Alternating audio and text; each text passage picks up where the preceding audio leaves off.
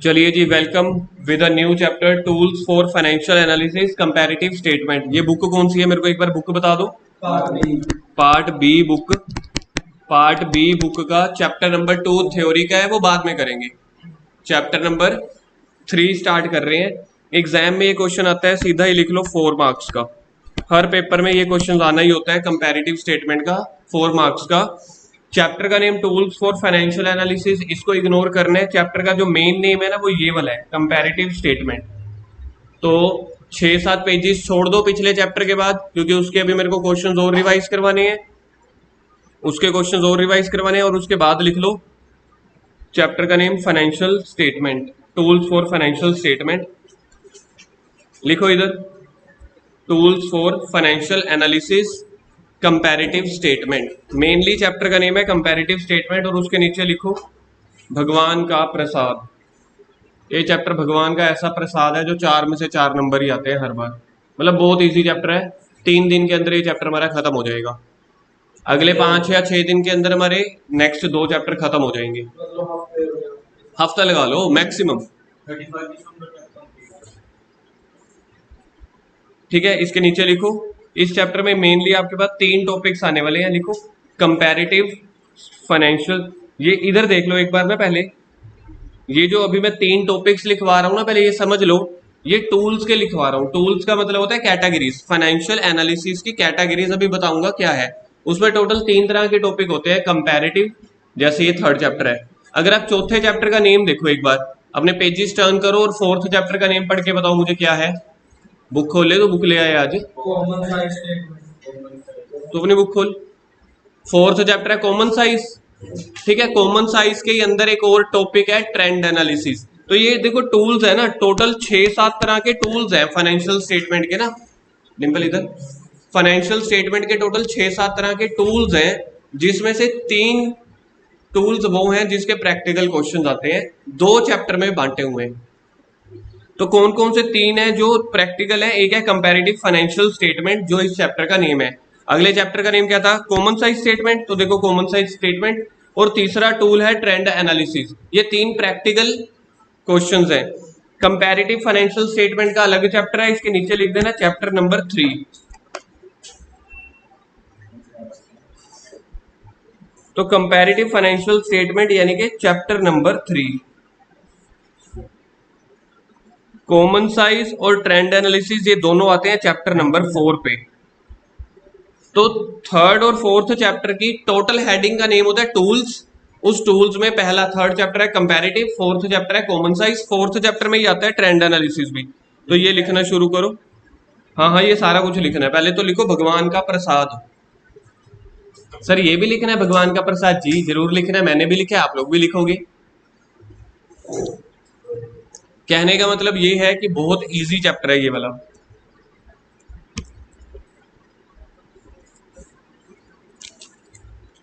Comparative FS, उसके नीचे जो लिखा हुआ ना, आपको समझ नहीं आ रहा होगा, वो लिखा हुआ है चैप्टर 3।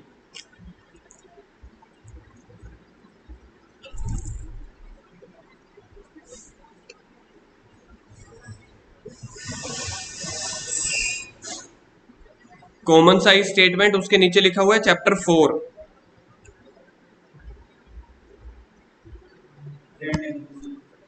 Trend analysis chapter 4। हाँ जी, तो ये चैप्टर 3 है, ये चैप्टर 4, ये भी चैप्टर 4। ट्रेंड एनालिसिस भी चैप्टर 4 में आएगा। अब देखो कंपैरेटिव फाइनेंशियल स्टेटमेंट है, याद है फाइनेंशियल स्टेटमेंट में क्या क्या चीजें आती हैं? देखो फाइनेंशियल स्टेटमेंट में बैलेंस शीट आती है और P&L अकाउंट आता है। जब हमने कंपनी का फाइनेंशियल स्टेटमेंट सीखा था, टोटल 5 आइटम थे, किसी को याद है? फाइनेंशियल स्टेटमेंट की 5 आइटम्स पहले ही पेज पे था।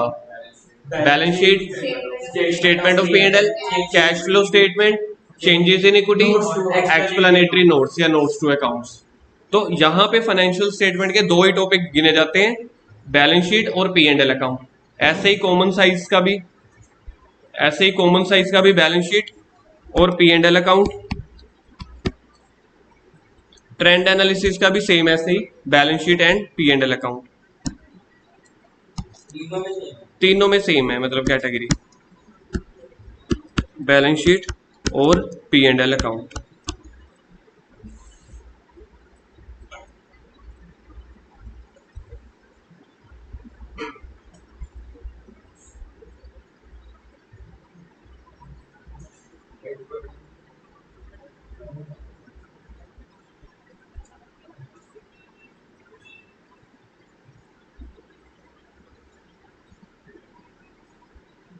भी याद करने पड़ेंगे। इसमें याद करने पड़ेंगे, इसमें याद नहीं करने पड़ेंगे। क्वेश्चन पूरा का पूरा बैलेंस शीट बना के दिया होगा, इसका फॉर्मेट होता है, हमें वो करना पड़ेगा। आप ऐसे सोच लो पिछला चैप्टर आपका खत्म ही नहीं हुआ, आप ऐसे सोच लो पिछला चैप्टर आपका खत्म ही नहीं हुआ, वही का वही चल रहा है और कुछ भी नहीं है नया। नया एक फॉर्मेट आएगा जो इस चैप्टर का मेन टॉपिक है वो मैं करवा दूंगा। बन गया, ये लिख लिया। चलो अब मैं समझाने लगा हूं ये है क्या। चैप्टर नंबर 3 का नेम अगर आप देखोगे, tools for financial analysis comparative statement. Tools का मतलब होता है टाइप्स, फाइनेंशियल एनालिसिस का मतलब जैसे पिछले चैप्टर में हमने किस किस चीज के फॉर्मेट बनाए थे, बैलेंस शीट के, और पिछले चैप्टर में किस किस चीज के फॉर्मेट बनाए थे, बैलेंस शीट और पी एंड एल अकाउंट के। बैलेंस शीट के अंदर पहले इक्विटी एंड लायबिलिटी होता था, फिर एसेट्स। इक्विटी एंड लायबिलिटी के अंदर कितने मेजर हेड होते थे, एसेट्स के अंदर। पी एंड एल अकाउंट के अंदर इनकम्स के कितने होते थे, एक्सपेंस के कितने होते थे, गुरकिरत थोड़ा एक्टिव, 2 और 7। अब मेरे को एक बात बताओ, पिछले किसी चैप्टर में जब हमने पी एंड एल अकाउंट या बैलेंस शीट का फॉर्मेट सीखा था, क्या हमने ये सीखा था कि कंपनी अच्छा परफॉर्म कर रही है या बुरा परफॉर्म कर रही है, कंपनी कितने सालों से चल रही है, कंपनी की ग्रोथ क्या है, मतलब प्रोग्रेस क्या है, कि कंपनी डूब रही है। अगर कंपनी का प्रॉफिट है तो हमें क्या ये पता चल गया था उसका पिछले साल का प्रॉफिट कितना है। मतलब हम कंपनी का हमने डेटा तो बना लिया था, गुरकिरत थोड़ा एक्टिव, हमने कंपनी का डेटा तो बना लिया था, P and L account balance sheet का फॉर्मेट बनाना सीख लिया था, लेकिन हम ये नहीं सीख पाए थे कि कंपनी का ट्रेंड क्या चल रहा है, एक कंपनी का पिछले साल के साथ क्या कंपैरिजन हो रहा है, एक कंपनी का अपने कॉम्पिटिटर दूसरी कंपनी के साथ क्या कंपैरिजन हो रहा है। तो जब हम कंपनी की बैलेंस शीट और पी एंड एल में, कंपनी की बैलेंस शीट और पी एंड एल में उसकी ग्रोथ, उसका कंपटीशन, उसका कंपैरिजन वगैरह चेक करते हैं ना, उसको बोला जाता है टूल्स ऑफ फाइनेंशियल एनालिसिस।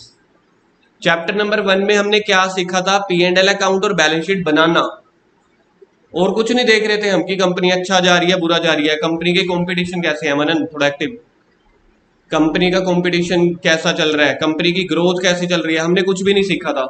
इस चैप्टर में कह रहे हैं कि जब बैलेंस शीट और पी एंड एल आपका चैप्टर नंबर 1 में बन गया, अब आप बाकी चीजें सीखो कि कंपनी के प्रॉफिट की रेशियो क्या है, परसेंटेज क्या है, पिछले साल से लेके इस साल में कंपनी में कुछ इंक्रीज हुआ है या डिक्रीज हुआ है, कितने परसेंट इंक्रीज हुआ है।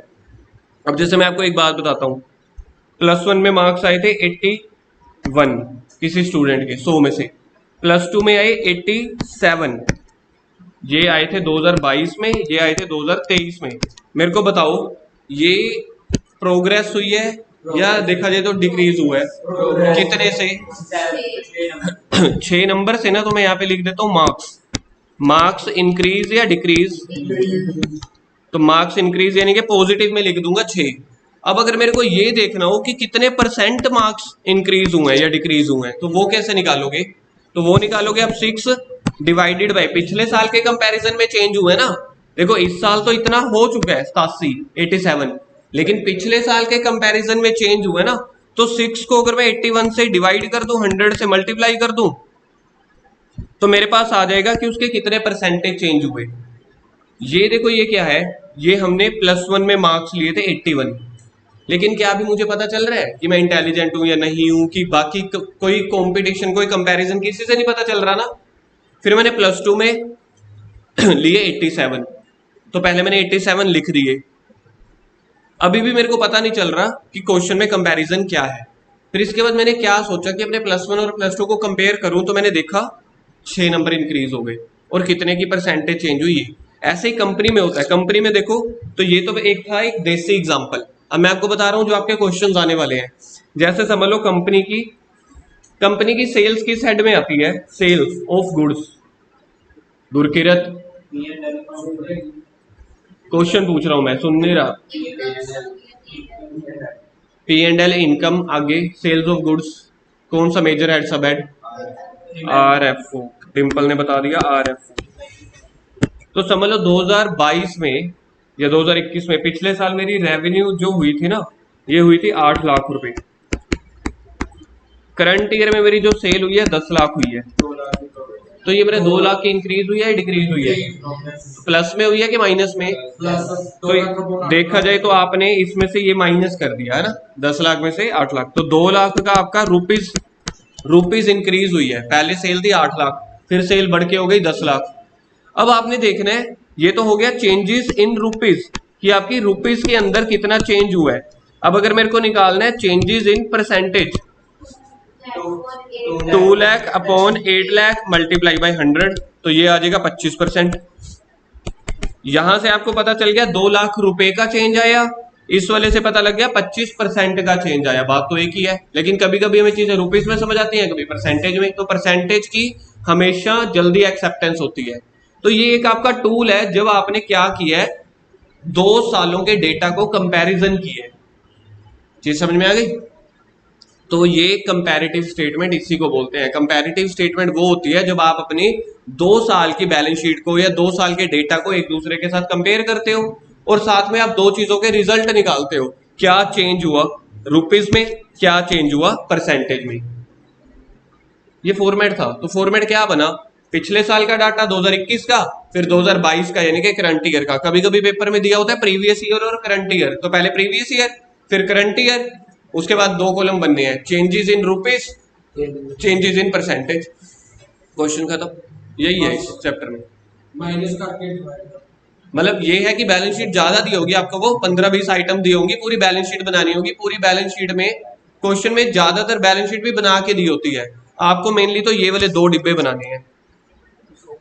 क्या करना है, प्लस माइनस ही करना है। सबसे मुश्किल क्या है, सिर्फ परसेंटेज की कैलकुलेशन, और तो कुछ है ही नहीं। तो इसको बोलते हैं कंपैरेटिव। पहले तुम कर ला, डिम्पल तू साथ वाली चेयर पे शिफ्ट हो, तुम दोनों की जोड़ी भी खतरनाक है। तू फर्क पड़ेगा, फर्क पड़ेगा। अच्छा, इसमें मेरे को बताओ, कंपनी को इंटरेस्ट मिला, पहले साल मिला 70,000, पहले साल मिला 70,000 नहीं, 70,000 नहीं, 60,000। दूसरे साल मिला है 90,000। 3 या 30, 30,000 का प्रोग्रेस। और कितने परसेंट चेंज हुआ, 30/60। कई बार स्टूडेंट पता क्या करते हैं, 30/90 कर देते हैं। भाई 90 तो नई आइटम आई है ना, इसको कंपैरिजन तो आप पिछले साल के साथ करोगे। तो जब पिछले साल के साथ कंपैरिजन कर रहे हो तो परसेंटेज पिछले साल के हिसाब से देखोगे ना, कितने परसेंट इंक्रीज या डिक्रीज हुआ है। अच्छा, इसका आंसर बताओ, 20,000 प्लस या माइनस। मतलब अब आपने इसमें से ये माइनस कर रहे हो। देखो 2 तरीके हैं सोचने के। एक तो होता है देसी तरीका, जो बंदा मतलब रट्टे नहीं मार सकता ना, जो कहता है यार ऐसे ही समझा दो, वो कहेगा अच्छा 60 से 40 हो गया तो 20 माइनस का। तो ये देखो 20 माइनस का। किसी को अगर ये कैलकुलेट करना नहीं आता, यार प्लस हो रहा है कि माइनस हो रहा है, तो नए में से ये पुराने वाली आइटम माइनस कर दो, तो कितना आ जाएगा, 20/60 इंटू 100। तो आंसर माइनस क्यों नहीं आएगी परसेंट भी माइनस। यार? आप लोग ये थोड़ी सोच रहे हो कि परसेंट आगे देखिए माइनस। हाँ हाँ यार, अगर आपका देखो 60 से 40 हो गया है, अमाउंट आपकी बिजनेस आपका डाउन में आया है, परसेंटेज भी तो डाउन ही हुई है, कितना आ रहा है, -33.33%। ये है इस चैप्टर का मेन फंडा। तो एक टूल मैंने आपको सिखा दिया, एक टूल है कंपैरिजन करना। अब मैं आप लोगों से क्वेश्चन पूछ रहा हूँ, एक हमने कंपैरिजन किया है, सेम कंपनी है, 2022 को 2023 से, मतलब एक साल को दूसरे साल से कंपेयर किया है। और मुझे आप बताओ कंपैरिजन कैसे कैसे कर सकते हैं हम। जैसे समझ लो आपके मार्क्स आने हैं, तो पेरेंट्स पता नहीं कहाँ कहाँ कंपैरिजन कर देते हैं ना, रिश्तेदारों के साथ, पड़ोसियों के साथ, पिछले साल के साथ, है ना, कोई गूगल पे दिख गया उसके साथ, है ना, अखबार में फोटो आ गई पिछले साल के। कहने का मतलब ये है ना, कंपैरिजन को ये एक तरीके से तो नहीं हो सकता ना, शिव इधर सुन लेना, कंपैरिजन को ये एक तरीके से तो नहीं हो सकता, बड़े सारे तरीकों से हो सकता है। ऐसे ही कोई कंपनी है, जो मैंने डेटा लिया, मैंने कंपनी का कंपैरिजन क्या किया, 2 सालों के साथ ना, 2022 में इतना था, 2023 में है। अब आगे और मुझे बताओ कंपनी पिछले साल पर वो तो वो साल ही हो गया ना फिर। नहीं नहीं नहीं, आप अभी समझे नहीं। कैटेगरी तो गुरकीरत वही होगी ना, किसी प्रोडक्ट को पिछले साल के साथ, ये साल वाला तो मैंने कर लिया। नहीं वो भी नहीं, कंपैरिजन कर रहे हैं यार, कंपैरिजन। एक और बताऊं, एक कंपनी दूसरी कंपनी के साथ, ओप्पो वाले किसके साथ कंपेयर कर सकते हैं? या तो अपने पिछले सेल के साथ कि हमने पिछले साल इतना बेचा था, इस साल इतना, या फिर वो करेंगे वीवो के साथ, रेडमी के साथ, एक कंपनी दूसरी कंपनी के साथ। कोई और बताओ तीसरा। अब सोचो, दो मैंने बता दिए, साल एक साल दूसरे साल, एक कंपनी दूसरी कंपनी के साथ। Substitute. National company, international company, चलो सोचा तो है। तीन को होगी।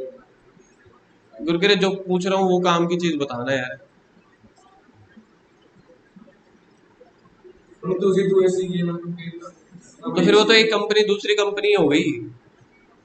ठीक है, तीसरा कंपैरिजन किसका हो सकता है? क्वालिटी। क्वालिटी के साथ कंपेयर। लेकिन क्वालिटी में कोई फोन वाली का ले आके। क्वालिटी में हम डिम्पल एक चीज है ना, क्वालिटी में हम रुपीस कैसे निकाल पाएंगे? मेरी 8,000 रुपए की क्वालिटी है, उसकी 7,000 रुपए की, वो तो प्राइस हो गया। गुडविल नहीं, हमने बैलेंस शीट का करना है ना सारी चीजों का। तो तीसरा एक कंपैरिजन आपका पता है किसके साथ हो सकता है? पहला कंपैरिजन किसका बताया मैंने? ईयर्स के साथ। दूसरा कंपनीज के साथ, मतलब कि कॉम्पिटिटर के साथ, ऐसे लिख सकता हूं मैं, है ना। तीसरा कंपैरिजन आप कर सकते हो अपनी इंडस्ट्री के साथ। सर इंडस्ट्री क्या होता है? अब जैसे मोबाइल की एक कंपनी है, ये देखो ये एक इंडस्ट्री है, इसमें ना ओप्पो की कंपनी भी है, वीवो की भी है, ठीक है, आईफोन भी है, एप्पल भी है। एप्पल आईफोन एक हो गया। अब बड़ी जल्दी जवाब आता है। सर मैटर करता है कि आप समझा क्या रहे हो, है ना, तब हमारे जवाब आएंगे। एक आ गया रेडमी, रियलमी। एक आ गया MI। और सेम हो गया। रेडमी MI भी सेम होती है। हाँ, Realme और जो वो है रियलमी। Xiaomi, वो भी सेम है। वो भी रेडमी है, वो भी रियलमी लिख दो, क्या लिख दो? नोकिया। रियलमी लिख दो। चलो बस बहुत है। अब देखो हमारी कंपनी जो है, हमारी कंपनी समझ लो कौन सी कंपनी रखे हम अपनी? आईफोन वाली। तो आईफोन वाले वीवो के साथ कंपैरिजन कर सकते हैं, ओप्पो के साथ, रेडमी के साथ, नोकिया के साथ, सैमसंग के साथ, जो भी है कंपैरिजन कर रहे हैं हम। ये नहीं देख रहे कि हाँ कंपनी छोटी बड़ी है, अभी कंपैरिजन देख रहे हैं। तो ये तो हमने कर लिया कंपटीशन के साथ। अब पूरे वर्ल्ड में हर देश में ना, जैसे ये पूरी इंडस्ट्री है ना, इसको बोला जाता है मोबाइल इंडस्ट्री या टेक्नोलॉजी इंडस्ट्री। तो इसका भी एक अलग से डेटा होता है कि ओवरऑल सारी कंपनियों को अगर हम एवरेज निकाल लें मिक्स, तो पूरी इंडस्ट्री की एवरेज क्या बैठ रही है। तो हर कंपनी वाले ना अपने पूरी इंडस्ट्री के साथ भी कंपेयर करते हैं, तभी तो पता चलता है। अगर मैं सिर्फ वीवो के साथ करने लग गया, ओप्पो का वीवो के साथ करने लग गया, कंपैरिजन है पड़ा। ओप्पो वाले आईफोन के साथ कंपैरिजन कर सकते हैं? कभी कभी नहीं कर सकते आईफोन के साथ। आईफोन के साथ कंपैरिजन करने के लिए एक दो ही है कंपनियां, सैमसंग या एक और भी है, नहीं जिसके महंगे मोबाइल आते हैं यार। IPhone, Samsung, one plus. तो वन प्लस के साथ आईफोन करेगी तो थोड़ा सा कंपेरेबल है, सैमसंग के साथ है। तो क्या करते हैं, एक तो हम अपने ईयर्स के साथ कंपैरिजन कर लेते हैं, एक अपने कॉम्पिटिटर के साथ, या एक पूरी इंडस्ट्री की एवरेज के साथ। तो ये टाइप्स ऑफ कंपैरिजन है। तो ये मेरा पहला टूल खत्म हुआ। क्या है? Tools of financial analysis comparative. ये इस चैप्टर में सिर्फ कंपैरिजन करने, फ्री के नंबर आते हैं। अच्छा, और क्या टूल्स हो सकते हैं कंपनी की प्रोग्रेस को चेक करने के लिए? एक होता है कॉमन साइज। कॉमन साइज का मतलब होता है, अब जैसे मेरी बैलेंस शीट है, बैलेंस शीट की कोई 5-8 आइटम बोलना, या मेजर हेड सब हेड बोलना। बैलेंस शीट में सिर्फ मेजर हेड ही बोल दो। Share holder fund, share application, money pending allotment. तीसरा क्या था? चौथा क्या था? मेरे को कोई अमाउंट्स बोल दो अपनी फैक्ट्री में बना के। 2000, 3000, 4000। चलो ठीक है जी, 1000, 2000, 3000, 4000। अब टोटल बता दो, टोटल ऑफ लाइबिलिटी कितना आएगा? हाँ तेरे को तो याद है ना कि जब पहले प्लेयर ने 1 विकेट ली, दूसरे ने 2, तीसरे ने 3, चौथे ने 4, 10,000। ये हो गया टोटल। ये कंपनी की बैलेंस शीट है, ये कंपनी की बैलेंस शीट है। अब कंपनी पता क्या करना चाहती है? कंपनी कह रही है गुरुकिरत आप मेरे को बताओ लाइबिलिटी साइड का टोटल कितने है? ठीक है जी, लाइबिलिटी साइड का टोटल 10,000 है। उसमें से नॉन करंट लाइबिलिटी कितनी है? 3,000। करंट लाइबिलिटी कितनी है? शेयर होल्डर फंड, ये तो सारे रुपीज है ना। लेकिन अगर मैं ये जानना चाहूं कि टोटल में से, अगर हमेशा हर चीज का टोटल कितने परसेंट होता है? अगर मैं कहूं टोटल लाइबिलिटी 100% है, उसमें से मेरे को ना सिर्फ और सिर्फ नॉन करंट लाइबिलिटी की परसेंटेज बताओ। 30%। कैसे निकाली? 3000 को 3000 अपॉन 10,000 ना, 3000 ये वाली आइटम अपॉन उसका टोटल मल्टीप्लाई बाय 100 तो 30%। तो ये बहुत जरूरी टूल है ये पहचानने के लिए कि किसी भी कंपनी की बैलेंस शीट के अंदर कोई अगर हम एक आइटम देखना चाहें तो वो पूरी कंपनी का कितने परसेंट ले जाता है। अब जैसे मैं कहूं हमारी +2 क्लास में कितने बच्चे हैं, 20 बच्चों की मैं कंप्लेंट परसेंटेज निकालना चाहता हूं या शरारती बच्चों की परसेंटेज, तो पूरी क्लास में सबसे ज्यादा हिस्सा किसका होगा बताइए गुरकिरत? पूरी क्लास में सबसे ज्यादा, या सारे गुरकिरत की तरफ क्यों देख रहे हो या मन में क्यों सोच रहे हो, मन में क्यों सोच रहे हो?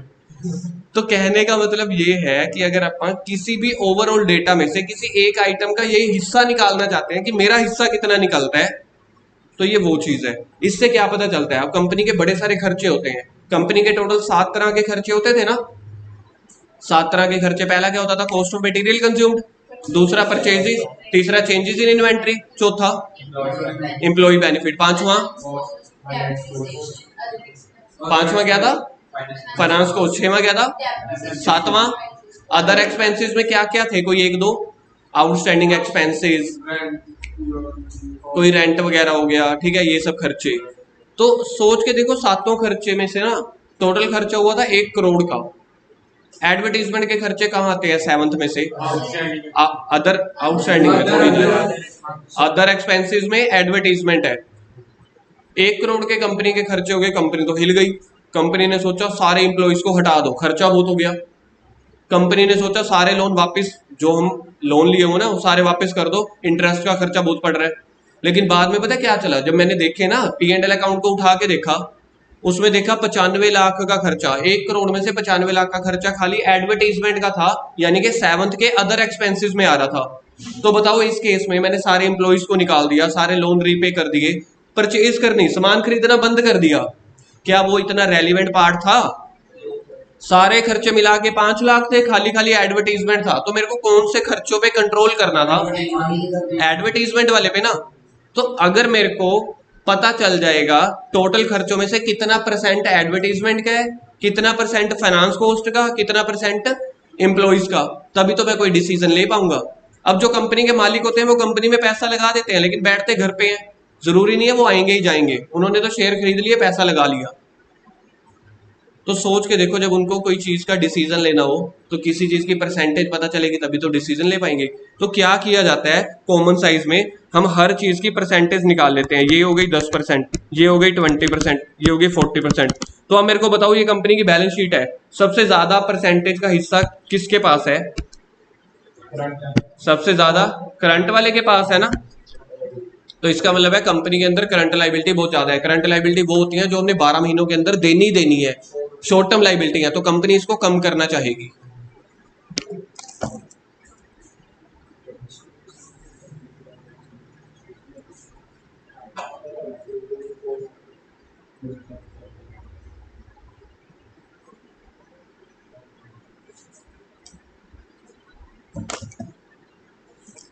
पॉइंट समझ में आ गया? तो ये परसेंटेज कैलकुलेट करना भी एक, डिंपल इधर, परसेंटेज कैलकुलेट करना भी क्या है, एक टूल है। तो ऐसे ही कंपनी के टोटल 6-7 टूल्स होते हैं, जिसमें से 2 टूल्स जो हैं वो प्रैक्टिकल चैप्टर थे, तो उसके मीनिंग मैंने आप लोगों को ऑलरेडी समझा दिए। बाकी जो टूल्स हैं, जैसे एक ट्रेंड एनालिसिस भी मैंने अभी आपको लिखवाया था। ट्रेंड एनालिसिस का पूरे पेपर में पूरी बुक में एक ही क्वेश्चन है, वो समझ लो 5 सालों में एक बार आता है, और हर साल कंपैरेटिव वाला और कॉमन साइज वाला दोनों क्वेश्चन पेपर में हर साल आते हैं। कितने परसेंट लिखो इसको, 100% इन एग्जाम एवरी ईयर। कोई टीचर अगर बोल रहा है 100% एवरी ईयर है, तो समझ लेना उसके पास्ट ईयर्स का एक्सपीरियंस है। तो हर साल आता ही आता है, कंपैरेटिव का आएगा और कॉमन का आएगा, और दोनों में लिखा आएगा और, मतलब की चॉइस। तो दोनों में चॉइस आती है, कंपैरेटिव और कॉमन साइज में। अब इसमें पढ़ के देखते हैं पहले क्या लिखा हुआ है। सबसे पहले देखो इधर बुक खोल लो, बुक खोलो, पहले तो इसको सर्कल करो, विल नोट इन द, पहले इसको सर्कल करो, नोट को सर्कल करो कि ये पेपर में, इस चैप्टर में जो ये है ना, ये वाली आइटम्स पेपर में नहीं पूछी जाएंगी। Money received against share warrant, ये याद है किसका मेजर हेड होता था, सब हेड होता था इसका? वो है शेयर कैपिटल का थर्ड है। शेयर कैपिटल का गलत, शेयर होल्डर फंड का, शेयर होल्डर फंड का थर्ड शेयर होल्डर फंड का थर्ड वाला था, तो शेयर होल्डर इधर लिख लो, शेयर होल्डर फंड का थर्ड लिखो। चलो चलो पिछला चैप्टर भी साथ साथ रिवाइज है। शेयर एप्लीकेशन मनी, ये क्या होता था? इधर आप मेजर हेड लिखो सेकंड, लिखो लिखो साथ में second major head. Deferred tax है नॉन करंट लायबिलिटी का सेकंड। ठीक है, लिखो जी नॉन करंट लाइबिलिटी के अंदर ये सेकंड होता था, बिल्कुल ठीक है जी। नॉन करंट लाइबिलिटी के अंदर second, other long term liability ये भी नॉन करंट लाइबिलिटी फोर्थ, हाँ थर्ड, नॉन करंट लाइबिलिटी का थर्ड। कह रहे हैं इस चैप्टर में ना ये वाली आइटम्स नहीं पूछी जाएंगी, सीबीएसई ने ये सिलेबस में रखा है।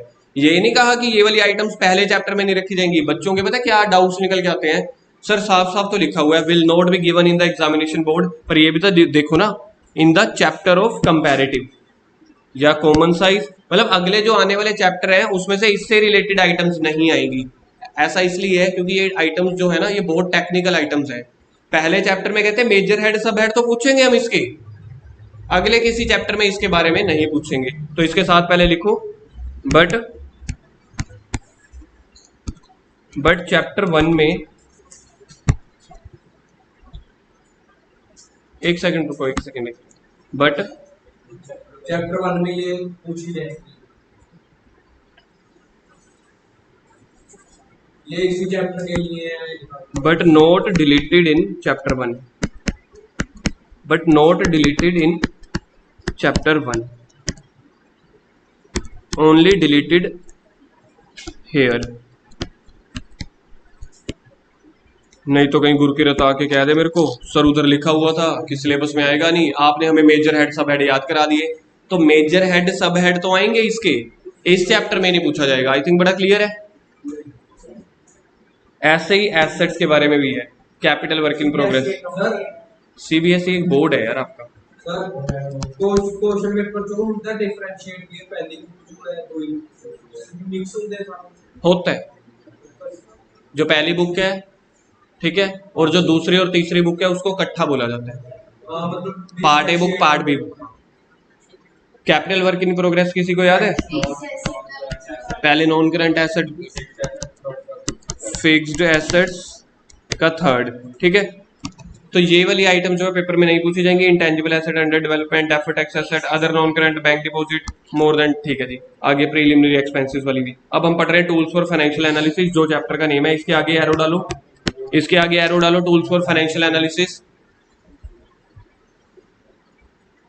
Financial statement contains absolute figures, इसके फिगर्स के ऊपर लिखो रुपीस। तो फाइनेंशियल स्टेटमेंट हमने कौन कौन से दो फॉर्मेट किए हैं, बैलेंस शीट और P and L account. Balance sheet में क्या क्या आता है, लाइबिलिटीज और एसेट्स।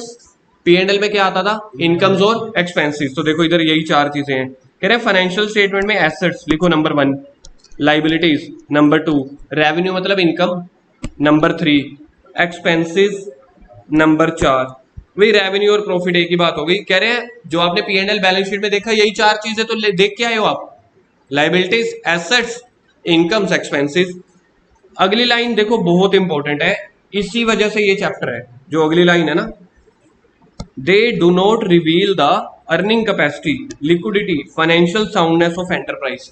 अब एक कंपनी है, आपको पता है अडानी जो है ना इस टाइम इंडिया का, एशिया का सबसे अमीर आदमी है। इसने अंबानी को भी पीछे छोड़ दिया और वर्ल्ड का सेकंड या थर्ड रिचेस्ट है इस टाइम पे अडानी ग्रुप। चीज समझ में आ रही है आपको? अडानी ग्रुप, अडानी क्या है, इंडिया का सबसे अमीर है, एशिया का सबसे अमीर है, वर्ल्ड का सेकंड या थर्ड चल रहा है। फर्स्ट एलोन मस्क है, सेकंड जेफ बेजोस होगा वो अमेज़न वाला, थर्ड नंबर पे लगभग यही है। समझाना क्या चाह रहा हूं मैं, अडानी बहुत अमीर है इंडिया का, लेकिन फिर भी जो वो है ना अंबानी से कम टैक्स भरता है। अक्षय कुमार समझ लो, अगर इंडिविजुअल की बात करें कंपनी की नहीं, अक्षय कुमार इनसे ज्यादा टैक्स भरता है। मेरे समझाने का मकसद यहाँ पे क्या है, अडानी ग्रुप अगर सबसे ज्यादा अमीर है तो उसकी बैलेंस शीट भी सबसे ज्यादा स्ट्रोंग होगी। खर्चे भी ज्यादा। अडानी ग्रुप के अगर सबसे ज्यादा अमीर है, इंडिया का नहीं एशिया का भी, इंडिया, चाइना, रशिया ये सारे मिला के, ठीक है, सबसे अमीर है तो उसकी बैलेंस शीट भी सबसे स्ट्रोंग होगी। बैलेंस शीट भी सबसे स्ट्रांग होगी, लेकिन उसके जो डेट है ना, लोन कर्जे, वो भी सबसे ज्यादा मिला के है। मतलब वो सबसे ज्यादा अमीर क्यों बन रहा है, वो लोन ले लेके ना नई नई फैक्ट्रियां खोली जा रहा है, खोली जा रहा है। पूरी कंपनियों से उसके 1 लाख+ करोड़ के लोन चल रहे हैं, 1 लाख करोड़ के।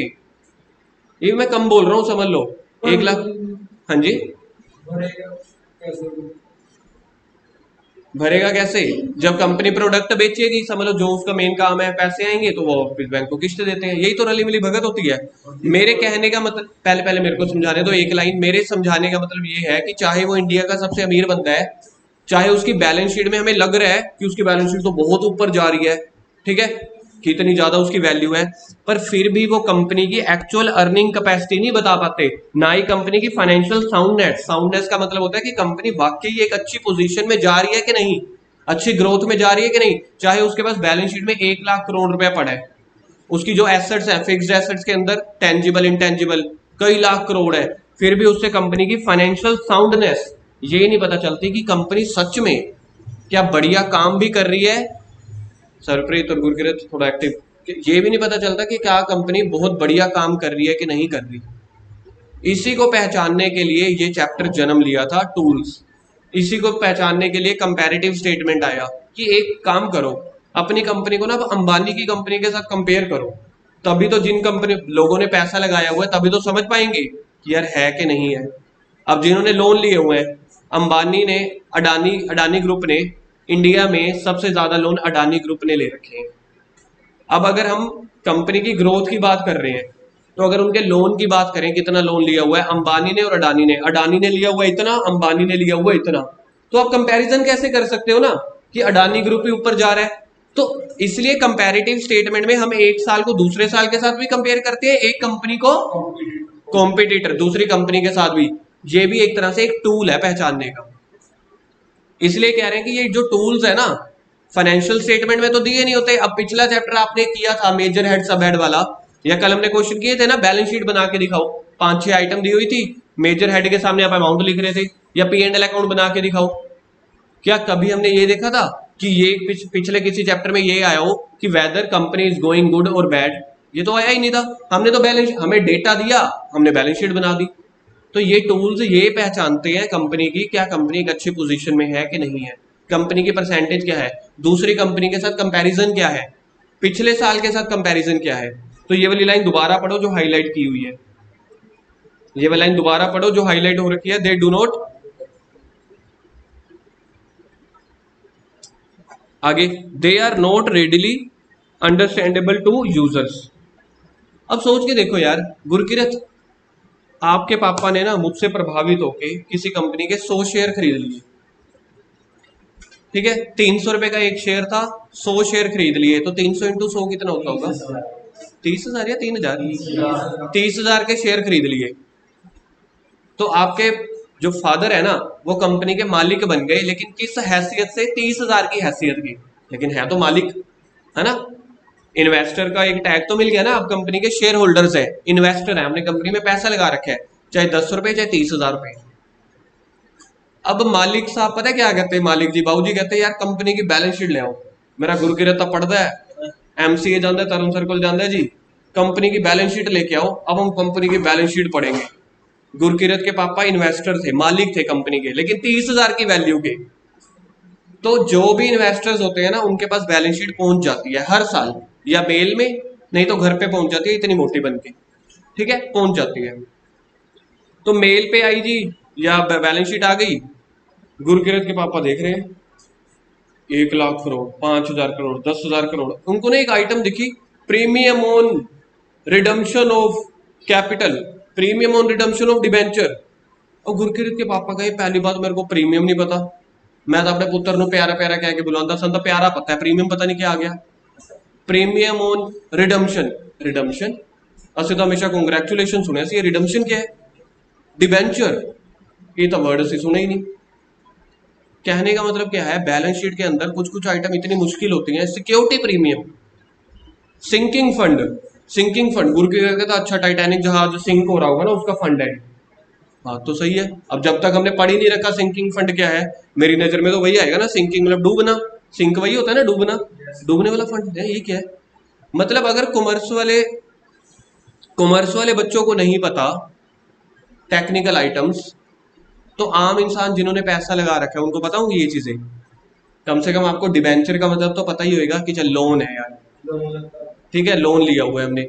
तो इस वजह से ना कंपनी का जो डाटा है पूरी तरीके से समझ में नहीं आता था, इसलिए इन्होंने ये टूल्स बना दिए कि चीजों को सौखा करो, चीजों को कंपेयर करो, पूरी बैलेंस शीट में किसकी परसेंटेज सबसे कम है या ज्यादा है। तो ये इन चैप्टर्स का मकसद है, चैप्टर नंबर 2, 3, 4 का, कि हमें पता चल जाता है। हेंस दे आर एनालाइज्ड, पढ़ना आगे क्या लिखा हुआ है, hence they are analysed to present them in the simple and, पढ़ना ये वाली लाइन क्या लिखी हुई है, इसलिए ये टूल्स इस हिसाब से एनालाइज किए गए हैं to present them in the simple, ठीक है। वेरियस टूल्स, कई तरह के टूल्स निकाले, जैसे सबसे पहले क्या था, कंपैरेटिव। कंपैरेटिव में यहाँ पे जल्दी से बनाओ, ईयर वाइज, और बताना क्या था, एक था कॉम्पिटिटर वाइज, एक कंपनी का दूसरी कंपनी, और तीसरा इंडस्ट्री वाइज। तो ऐसे आप लोग कंपेयर कर सकते हो। सरप्राइज सिर्फ 2 मिनट लगेंगे, ठीक है। तो एक कंपैरेटिव एनालिसिस एक आपका टूल है, तो बंदों को समझ में आ जाएगा कि हाँ भाई ठीक है, पिछले साल इतना था, इस साल हमारी ग्रोथ है या डिक्लाइन है। Company wise, sorry year wise, competitor wise, industry wise. अगला टूल देखो, common size statement. Common size statement में लिखो परसेंटेज ऑफ आइटम्स। अभी मैंने आपको समझा दिया था ना, 10%, 20%, 30%। एक ऐसे होता है ट्रेंड एनालिसिस। ट्रेंड एनालिसिस में क्या चेक करना होता है, ग्रोथ। ट्रेंड एनालिसिस में चेक होता है, शिफ्ट लिखो साथ साथ, हाँ ऐसे लगा लो कि पिछले साल जैसे समझ लो 1 लाख का प्रॉफिट हुआ, अगले साल 3 लाख का, अगले साल 5 लाख का, तो कंपनी का ग्रोथ क्या है, trend.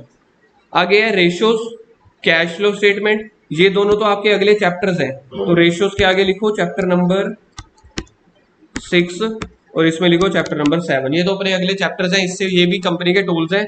Fund flow note in syllabus, मतलब चैप्टर नहीं है, ब्रेक इवन पॉइंट, लेकिन ये टूल्स याद करने पड़ेंगे। तो टूल्स याद करो और छुट्टी।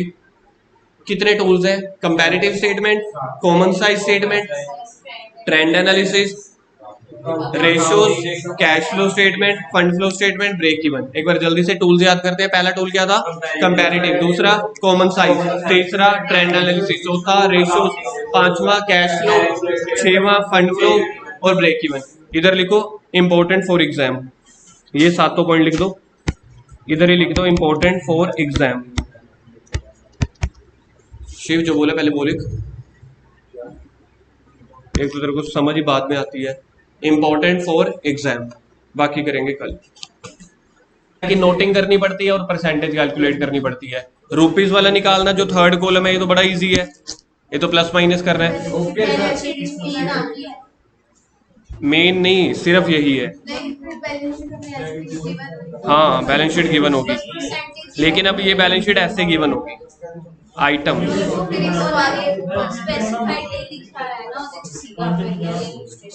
क्या चीज है। हाँ अब जैसे इलस्ट्रेशन नंबर 2 देखो, अब यहाँ पे आइटम्स दी हुई हैं, तो अब मेरे को अपने आप बनानी पड़ेगी। हाँ यस, अब इलस्ट्रेशन नंबर 2 स्टार्ट कर रहे हैं। अब इलस्ट्रेशन नंबर 2 में देखो डायरेक्ट फॉर्मेट नहीं दिया हुआ, आइटम्स दी हुई हैं, तो आपको अपने आप क्वेश्चन में बनाना पड़ेगा। अब इसमें देख लो शेयर होल्डर फंड में क्या क्या चीज आ जाएगी, शेयर कैपिटल आ जाएगी, रिजर्व एंड सरप्लस आ जाएगा। पेंडिंग अलॉटमेंट वाला इस चैप्टर में है ही नहीं, परसों ही करवा दिया था पहली क्लास में कि पेंडिंग अलॉटमेंट वाला इस चैप्टर में नहीं पूछा जाएगा। तो अब सबसे पहले हमने बैलेंस शीट बनानी है, बनाओ फॉर्मेट बनाओ। हाँ ये लास्ट, इसके बाद बस छुट्टी, करते जाओ जाते जाओ। ऊपर क्या लिखोगे, comparative balance sheet of X limited, लिखो comparative balance sheet of X limited as at 31/3/21 and 31/3/22। Comparative balance sheet of X limited as at 31/3/21 and 31/3/22।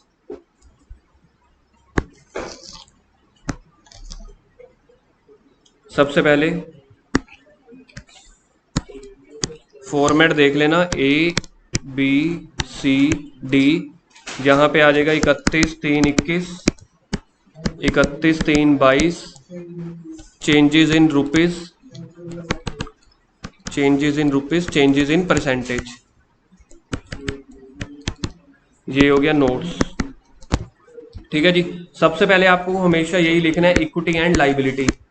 सबसे पहले यही लिखना है, इक्विटी एंड लाइबिलिटी। सबसे पहला share holder fund. Share holder fund के अंदर आपको दी हुई है शेयर कैपिटल दिया हुआ था, रिजर्व एंड सरप्लस दिया हुआ था। तो A part share capital, B part reserve and surplus. Share capital की अमाउंट लिखो, क्वेश्चन में दी हुई है। आप लोग अपने आप लिख सकते हो अमाउंट, देखना शेयर कैपिटल की साल देख लेना ध्यान से ऊपर। 10 lakh 10 lakh. Reserve and surplus की 6 लाख 12 लाख। 12 लाख 6 लाख मत बोल बैठना। 10 लाख 10 लाख 6 लाख 12 लाख। पहले इसका आंसर निकाल लें। पहले वाले का 0 डैश डैश या 0 0 लिख दो।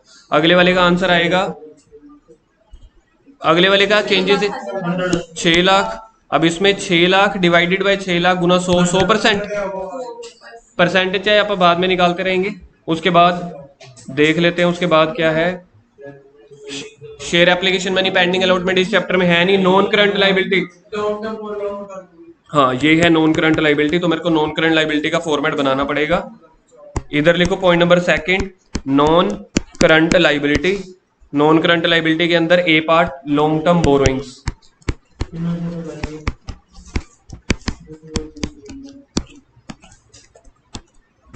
लॉन्ग टर्म बोरोइंग्स की अमाउंट है, लॉन्ग टर्म बोरोइंग की अमाउंट देखना क्या है, 5 लाख 4 लाख है।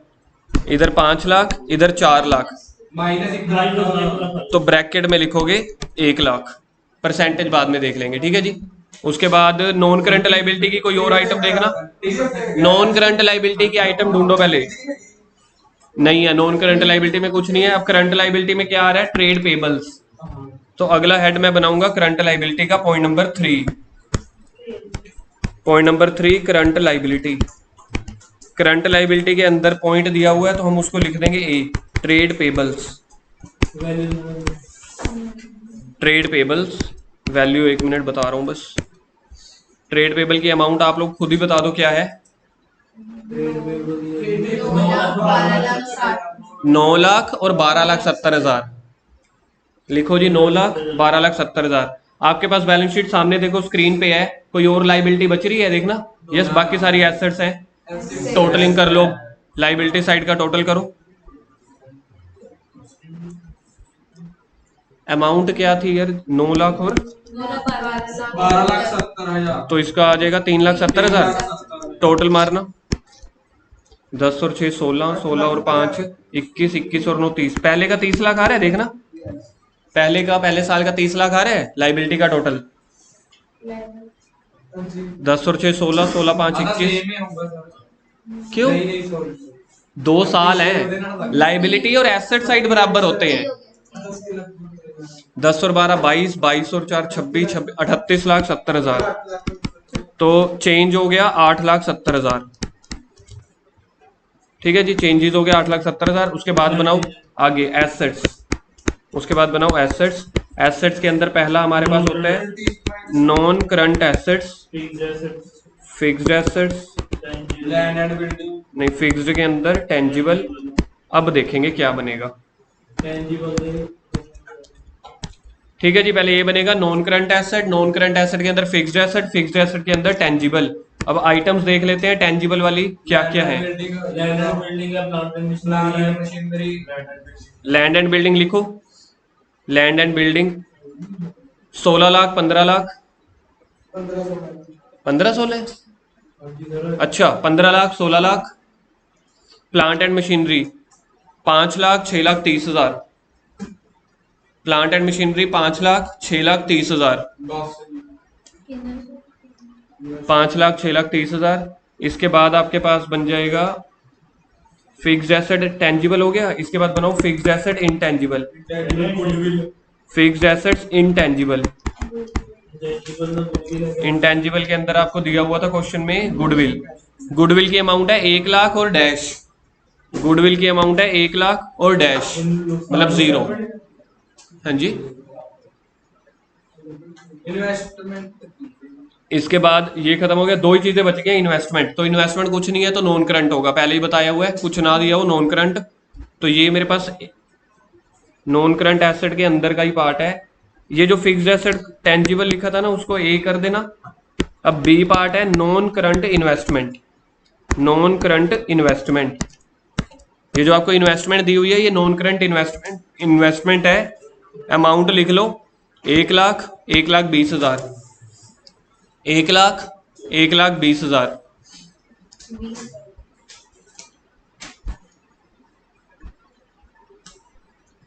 1,00,000, 1,20,000। उसके बाद कुछ नहीं दिया हुआ, तो पहला मेरा था नॉन करंट एसेट्स, सेकंड अब मेरा दिया हुआ है करंट एसेट्स। करंट एसेट्स के अंदर आपको दिया हुआ है क्वेश्चन में सीधा करंट एसेट दी हुई है 8,00,000, 15,00,000, 20,000।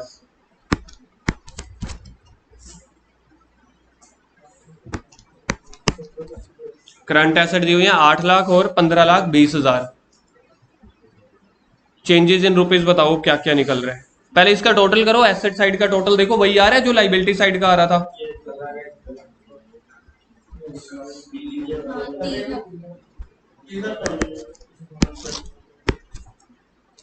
आ रहा है 30,00,000 हर्ष।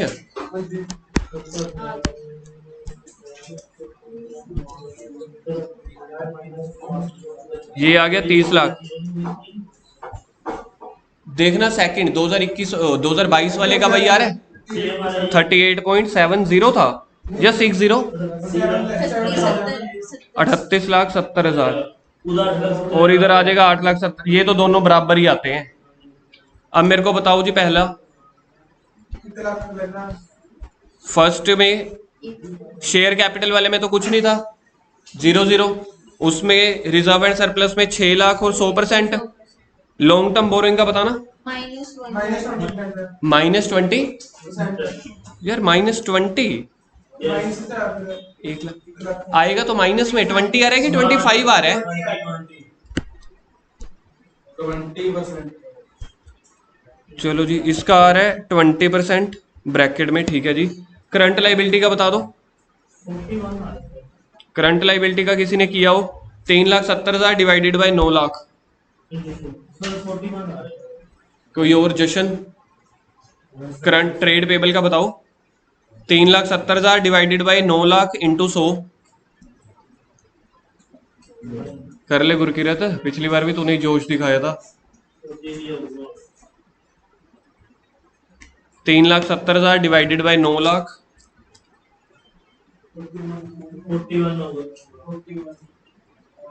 आ रहा है 41। एग्जैक्ट 41 है या 41 पॉइंट कुछ है?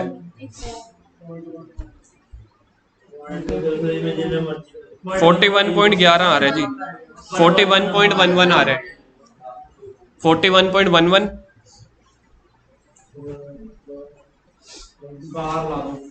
अगले का टोटल का बताना 3,70,000 डिवाइडेड बाय 9,00,000। सॉरी, अच्छा टोटल का बताओ ना मेरे को, टोटल का क्या आ रहा है? टोटल 8,70,000 डिवाइडेड बाय 30,00,000 है गर्भ। 8,70,000 डिवाइडेड बाय 30,00,000 क्या परसेंटेज बन रही है?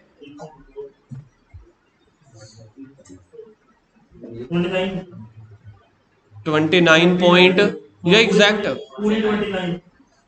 ठीक है जी, 29 बिल्कुल ठीक है गर्भ। नेक्स्ट आपके पास एसेट्स का है। एसेट्स में क्या क्या अमाउंट थी लिखी नहीं मैंने तो। एसेट में तो 1,00,000 डिवाइडेड बाय 15,00,000 आ जाएगा। अगले का आंसर आ रहा है 6.6। इन्होंने किया नहीं हुआ, इन्होंने नोट्स टू अकाउंट्स में ले गए थे। और दूसरा नहीं, फिर तो गलत है। प्लांट नहीं, पहला लैंड बिल्डिंग था या पहला प्लांट था? Land and building.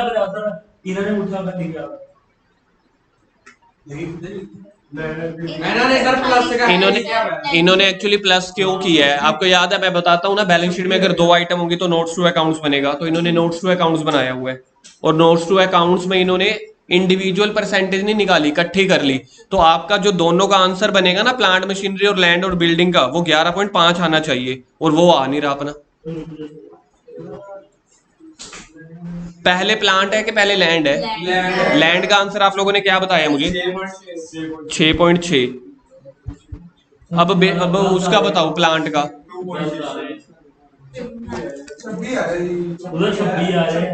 देख लेते हैं। 2,30,000 डिवाइडेड बाई 20 लाख, 11.5। लैंड और बिल्डिंग की वैल्यू बताना।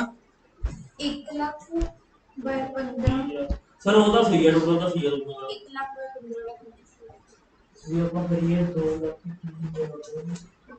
पहला आ रहा है 6.6 जो आप लोगों ने बोला है। हाँ जी। अगले का आ रहा है 1,30,000 अपन 5 लाख अपॉन 5 लाख गुना 100, 26 आ रहा है।